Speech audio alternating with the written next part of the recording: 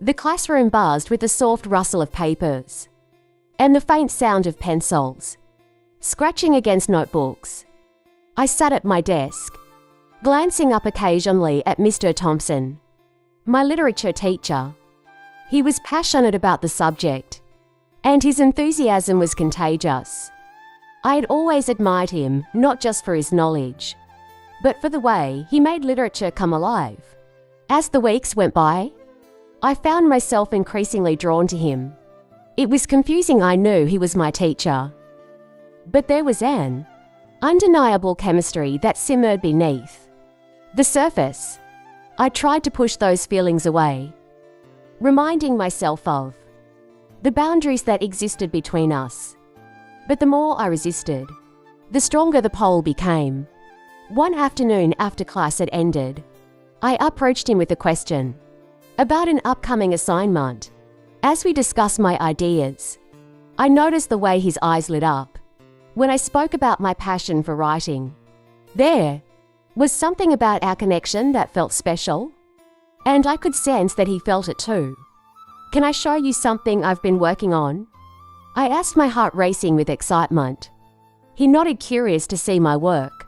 I pulled out my notebook filled with poetry, and as I read aloud, I watched his expression change. He was captivated by my words, and I felt a rush of pride. We talked. The conversation flowed effortlessly. We shared our favorite authors, our dreams and our fears. The more we opened up to each other, the more I realized how much I admired him, not just as a teacher, but as a person. Days turned into weeks, and our conversations became more frequent. I looked forward to our discussions, the thrill of our connection growing stronger. One afternoon, as we sat in his classroom after school, the atmosphere shifted. The air was thick with unspoken tension, and I could feel my heart racing. "Mia, I need to be honest with you," he said, his voice steady despite the turmoil in his eyes. "I care about your education and I want to support you, but I also need to maintain professional boundaries." I felt a pain of disappointment, but I understood. "I know," I replied softly, "but I can't help how I feel. You inspire me in ways I can't explain." My words hung in the air, and I could see the conflict in his expression. In that moment, I realized we were crossing a line that could never be uncrossed. I took a deep breath, trying to regain my composure. "Mr. Thompson, this is complicated. We need to be careful," I said, my heart heavy with the weight of our situation. But the connection between us was undeniable. As the days passed, we found ourselves drawn to each other, the tension building.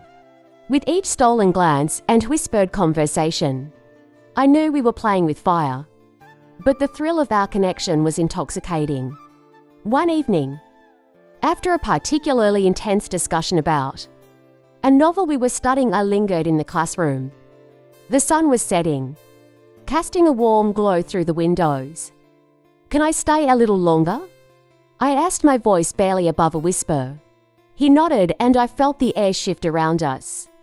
As we talked, the conversation turned more personal.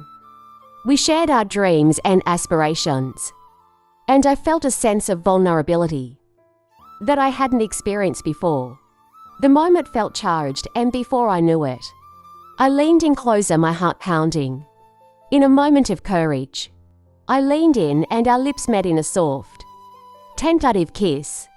The world around us faded away, and I felt a rush of exhilaration mixed with fear. I knew we were crossing a line, but in that moment, it felt right. As the kiss deepened, the classroom transformed into a cocoon of intimacy. I could feel the heat rising between us, and the thrill of the forbiddance made every touch feel electric. I had never imagined I would find myself in such a situation, but the excitement was intoxicating.